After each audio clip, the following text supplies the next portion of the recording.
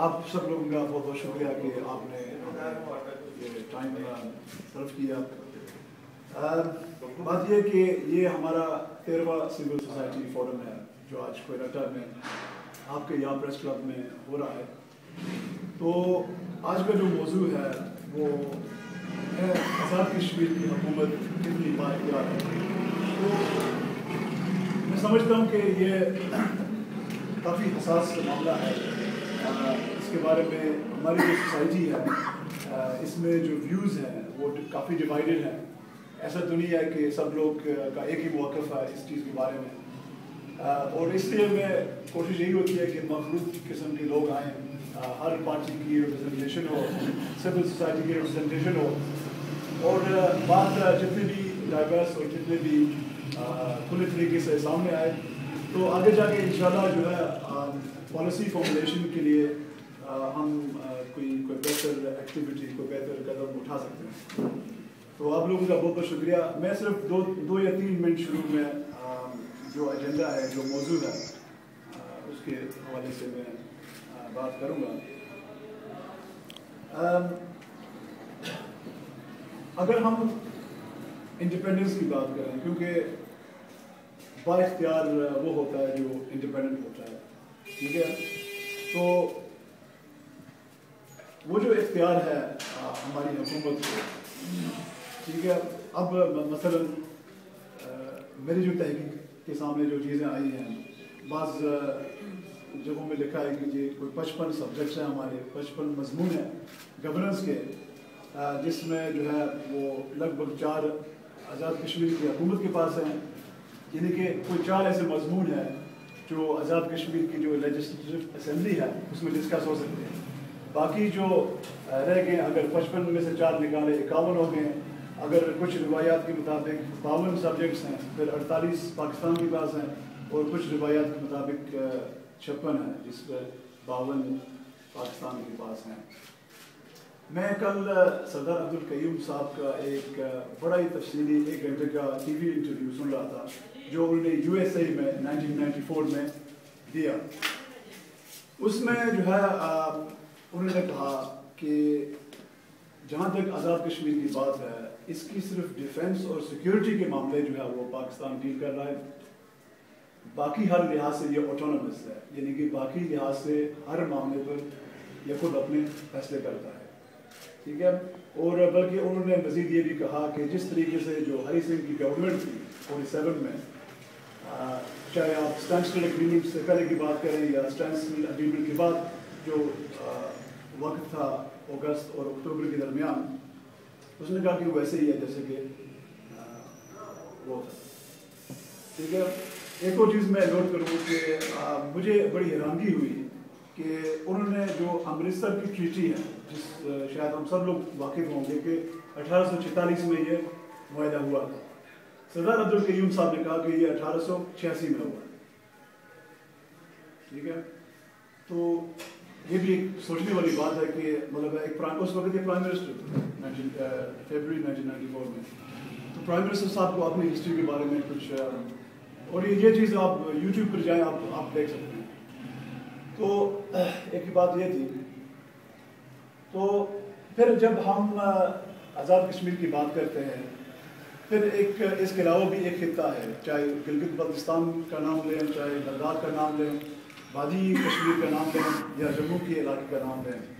تو کیا ہم جو باتیں کر رہے ہیں یہاں پہ, یا جو ہماری گورنمنٹ کر رہی ہے, کیا اس پوری ریاست کی, جیسے کہ ڈوگرے کے زمانے میں یہ ریاست تھی, کیا اس پوری ریاست کی انٹیگریٹی کے حوالے سے ہی ہم سب فیصلے کر رہے ہیں, یا صرف اس آزاد جموں کشمیر کے حد تک؟ پھر بیس کیمپ کی بات چل سکتی ہے کہ جی کئی مرتبہ یہ بات نکلی ہے کہ جی یہ جو ہمارا خطہ ہے AJK والا, یہ بیس کیمپ ہے.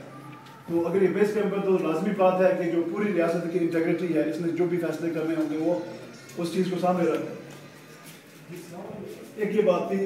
میں بیسکلی آپ کے سامنے کچھ ایسے کوشچنز ڈال رہا ہوں کہ جو ہمارے ڈسکشن کا حصہ بن سکتی ہیں, ٹھیک ہے. پھر ایک اور بات, دیکھیں کچھ باتیں تاریخی ہیں, وہ لازمی اس وجہ سے ہے کہ اگر ہم تاریخ کو دیکھ کر اس کے اوپر اگر ہم متفق نہ ہو سکیں تو پھر ہم اس کرنٹ دور میں اور آگے جا کے ہم کبھی متفق نہیں ہو سکتے. کہ اگر ہم تاریخ کے اوپر متفق نہ ہوں. تو ڈوگرے کے زمانے میں ایک بات تھی کہ ہر جگہ پہ یہ لکھا گیا جاتا ہے کہ برٹش سوزرینٹی تھی. سوزرینٹی سے یہ مراد کہ ڈوگرے تو رول کر رہے تھے لیکن اس کی جو ڈیفینس اور اس کی جو باہر کے حوالے سے جو پروٹیکشن تھی وہ انگریزوں کے پاس تھی. اب بعض نیشنلسٹ لوگ مجھے کہتے ہیں کہ ایسی بات نہیں تھی, وہ پوری طریقے سے انڈیپینڈنٹ تھا. یہ بھی میں آپ لوگوں سے کوشچن کرنا چاہتا ہوں. مجھے اتنا ضرور پتا ہے کہ جو پرتاپ سنگھ تھا, ہری سنگھ کا چاچا, جو 1885 سے لے کر 1925 تک اس نے حکومت کی, اس کے زمانے میں اس کی اور برٹش کے درمیان کافی فرکشن رہی ہے, لیکن نتیجہ یہی نکلا کہ وہ پرتاپ سنگھ کو ہٹا نہیں سکے, وہ وہیں پہ رہا. اب اگر ہم آتے ہیں واپس یہاں اے جگہ کے اوپر, تو مجھے اتنا پتہ ہے اور آپ سب لوگوں کو بھی اندازہ ہوگا کہ بعض ہمارے جو پرائم منسٹرز یا پریزیڈنٹس آئے ہیں یہاں اے جگہ میں, ان کو حکومت پاکستان نے سیک کیا, یعنی کہ ڈسمس کیا اپنی پوزیشن سے. اس میں سے کئی ہیں جس کو ہم کہہ سکتے ہیں کہ ان کو ریلیز نہیں کیا گیا اور ان کو جیل میں بھی ڈالا گیا. تو جب ہم بااختیار کی بات کرتے ہیں, یہ بھی ایک اس کا حصہ ہے. اس کے بھی ایسے جو کوشچنز ہیں, ایسے جو سوال ہیں, یہ بھی میرے ذہن میں ہیں. اور آخری بات میں کروں گا کہ 47 میں ہمیں پتہ ہے کہ 4 اکتوبر کو بھی ایک آزاد جمہوریہ ریاست کا اعلان ہوا, پھر 24 کو بھی اعلان ہوا. جو 24 والی تھی, آپ ہمیں یہ بھی پتہ ہے کہ اس سے 2 دن قبل 22 تاریخ کو مظفر آباد میں قبائلیوں نے حملہ بھی کیا. ٹھیک ہے, تو جو 24 اکتوبر 1947 کی جو حکومت تھی, اس نے اپنے جو مینیفیسٹو یا جو بھی تھوڑا بہت انہوں نے پبلک کے سامنے اناؤنسمنٹ کیا, انہوں نے کہا جی کہ یہ جو ہماری ریاست یہ بنی ہے اب, یہ نان کمیونل ہے. یعنی کہ مراد یہ ہے کہ اس کی جو کابینہ بنے گی اس میں ہندو اور سکھ بھی ہوں گے. ٹھیک ہے, اور ہم نے انڈیا اور پاکستان کے ساتھ جو ہے برابر کے ہم نے تعلقات رکھنے ہیں. ٹھیک ہے, یہ بھی ایک کوشچن میرے ذہن میں کہ انہوں نے اس بات پہ یہ کی, کیونکہ 2 دن پہلے سے ہی ہندو اور سکھوں کا مظفر آباد اور اس کے قتل عام ہو رہا تھا. آخری بات میں یہ کہوں گا شروع میں کہ یہ پریس اسٹیٹمنٹ میں کیا لوگ کے سب لوگوں کے پاس جائے جو 10 مئی 1947 کی ہے, اور چودھری حمید اللہ خان صاحب جو اس وقت قائم مقام صدر تھے Jammu and Kashmir Muslim conference کے. اس میں صرف میں اس کا خلاصہ بتاتا ہوں کہ انہوں نے یہ کہا, یہ درخواست کی مہاراجہ بہادر ہری سنگھ سے کہ وہ فوری طور پر کشمیر کو ایک خود مختار ریاست اناؤنس کرے. ٹھیک ہے, ایک اسمبلی بنائی جائے. ٹھیک ہے, جو آئین کو تشکیل دے, لوگوں کی جو امنگ ہے, لوگوں کی جو جذبات ہیں, لوگوں کی خواہشات کے مطابق. اور اس میں انہوں نے یہ کہا کہ اس سلسلے میں ہری سنگھ کو پوری سب مسلمانوں کا تعاون ہوگا, جس میں انہوں نے کہا کہ 80% جو آبادی ہے کشمیر کی وہ مسلمانوں کی ہے. تو انہوں نے یہ بھی کہا کہ یہ جو 80% جو آبادی ہے مسلمانوں کی, یہ مسلم کانفرنس ہی ان کو ریپرزینٹ کر رہی ہے.